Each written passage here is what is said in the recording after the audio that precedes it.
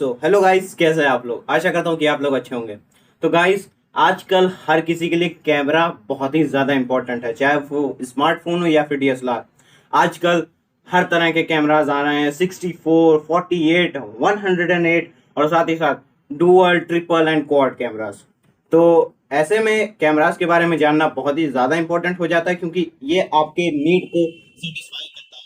आपका क्या रोल होता है कैमरे के लिए, आप ज्यादा पोर्ट्रेट यूज करते हैं, आप ज्यादा मैक्रो यूज करते हैं, क्या करते हैं। अगर आपको भी कैमरा टर्म्स के बारे में समझने में दिक्कत होती है तो चिंता मत करिए, ये वीडियो आप ही के लिए है।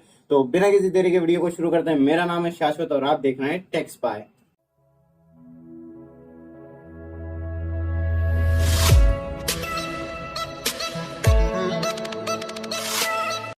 सो गाइस, जो हमारा सबसे पहला टॉपिक आता है स्मार्टफोन कैमरा से रिलेटेड, वो है अपर्चर। अब इसके बारे में आपने जरूर सुना होगा कि इस स्मार्टफोन कैमरे का अपर्चर 1.8 है, इसका 1.7 है। तो ये क्या चीज होता है?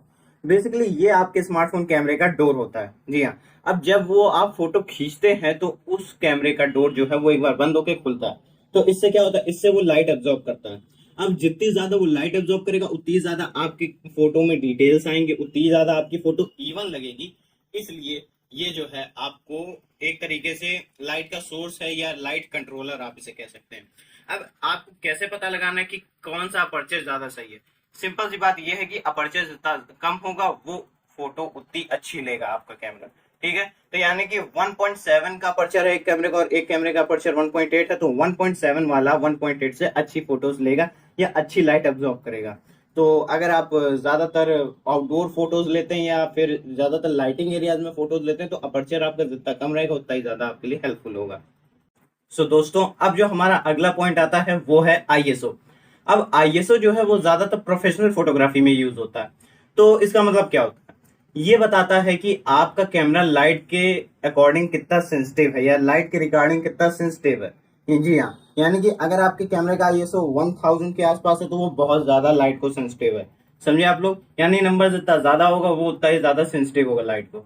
ठीक है, लेकिन अब जैसे आपको इसका एक और फायदा मैं बता सकता हूँ, या आप इसको ऐसे समझ सकते हैं कि ये आपका लाइट कंट्रोलर है। जी हाँ, तो यानी कि आप इससे अपने फोटो के लिए लाइट कम या ज्यादा कर सकते हैं। समझे आप लोग?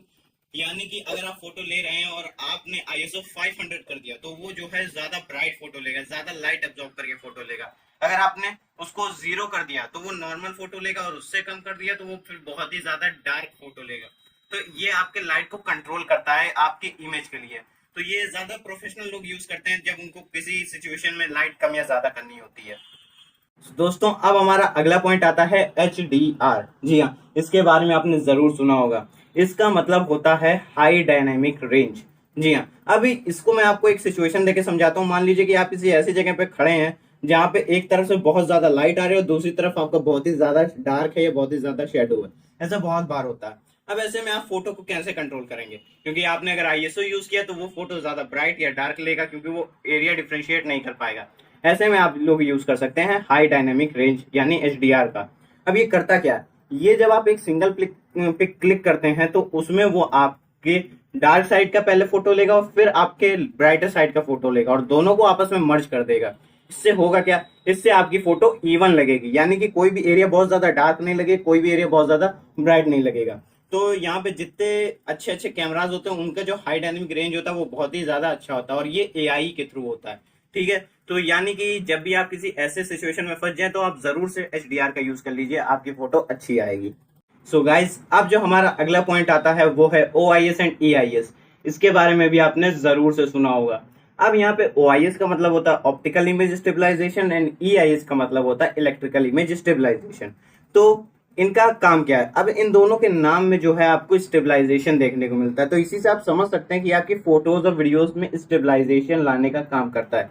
यानी कि जिन लोगों के हैंड्स ज्यादा शेकी होते हैं जिसकी वजह से उनकी फोटो या वीडियोस ब्लर आती हैं, ये उसको कंट्रोल करता है। अब यहाँ पे इन दोनों में डिफरेंस क्या है? इन दोनों में डिफरेंस है इनके वर्किंग एल्गोरिथम का। अब जो यहाँ पे EIS है वो है इलेक्ट्रिकल इमेज स्टेबलाइजेशन, यानी इलेक्ट्रिकल, यानी कि ये जो काम होता है वो AI से होता है, और यहाँ पे कोई भी आपका कैमरे का पार्ट मूव नहीं करता है। तो इससे क्या दिक्कत आती है? इससे ये होता है कि ये बहुत ही ज्यादा एक्यूरेट स्टेबलाइजेशन दे नहीं पाता है। समझे आप लोग? और यहाँ पे जो OIS है वो है ऑप्टिकल इमेज स्टेबलाइजेशन। अब यहाँ पे ऑप्टिकल यानी कि वो मूव करता है आपके कैमरे का पार्ट। इससे फायदा क्या होता है, इससे वो आपकी नाइट मोड में भी फोटो अच्छी लेता है, और तो और वो आपको अच्छी स्टेबलाइजेशन प्रोवाइड करता है, क्योंकि वो मूव कर रहा है तो वो थोड़ा एक्यूरेट होगा, ठीक है।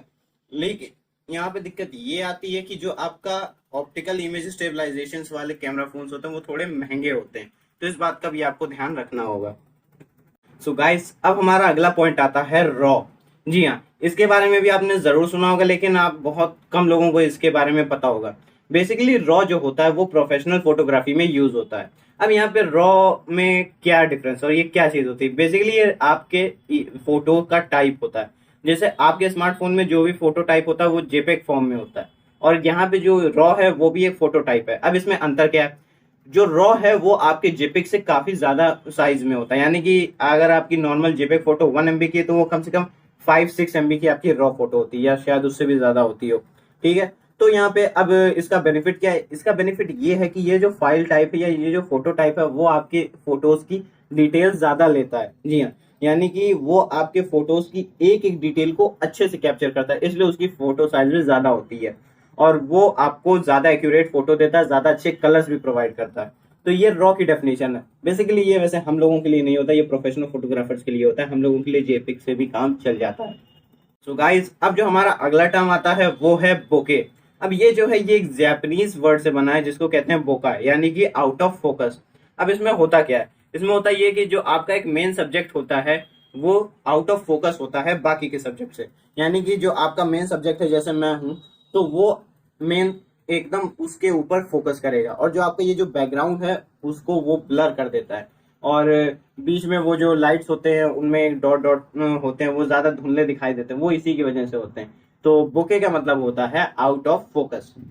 सो दोस्तों, अब जो हमारा अगला पॉइंट आता है वो है रिजोल्यूशन।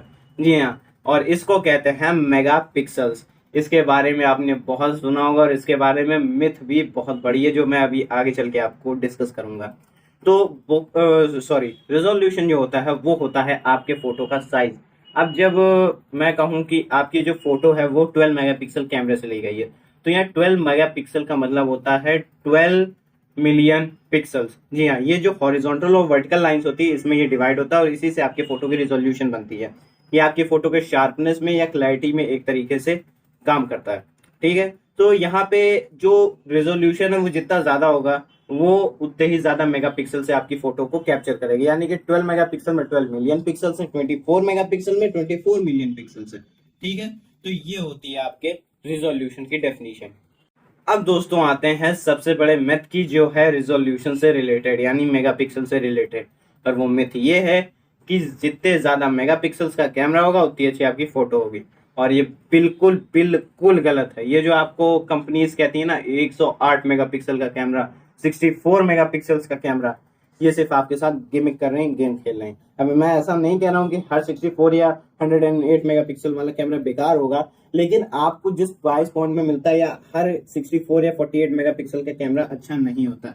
जी हाँ, अब अगर आपको इस पे समझ में नहीं आ रहा है तो खुद ही सोचिए, जब गूगल अपना पिक्सल फोन्स बनाता था तो उसमें वो 12.2 मेगापिक्सल का कैमरा देता था, और कहाँ पे वो स्टैंड आउट करता था, नंबर 1 पोजीशन पे इन द वर्ल्ड, यानी number 1 camera in the world.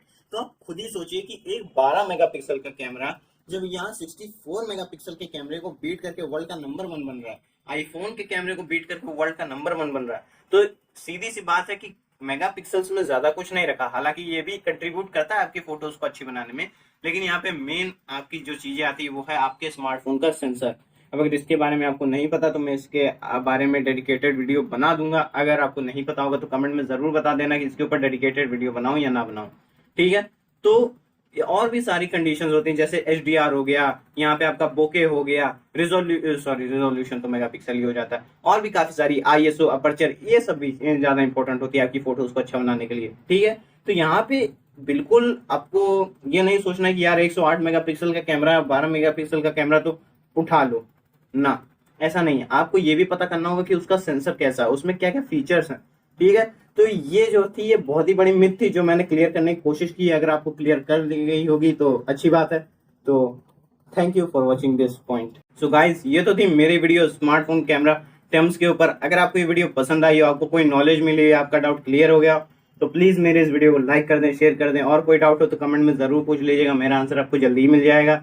और अगर आपको मेरी इन्फॉर्मेशन पसंद आई हो, मेरी नॉलेज पसंद आई हो, तो प्लीज़ मेरे चैनल को सब्सक्राइब करके बेल आइकन कॉल पे ज़रूर कर लीजिएगा, ताकि जब भी मैं ऐसे इन्फॉर्मेटिव वीडियोस लाऊं तो आपको नोटिफिकेशन सबसे पहले मिले। सोशल मीडिया हैंडल्स पे भी मुझे फॉलो कर लीजिएगा। तब तक के लिए मिलते हैं अगली वीडियो में, तब तक के लिए stay safe, keep exploring and जय हिंद।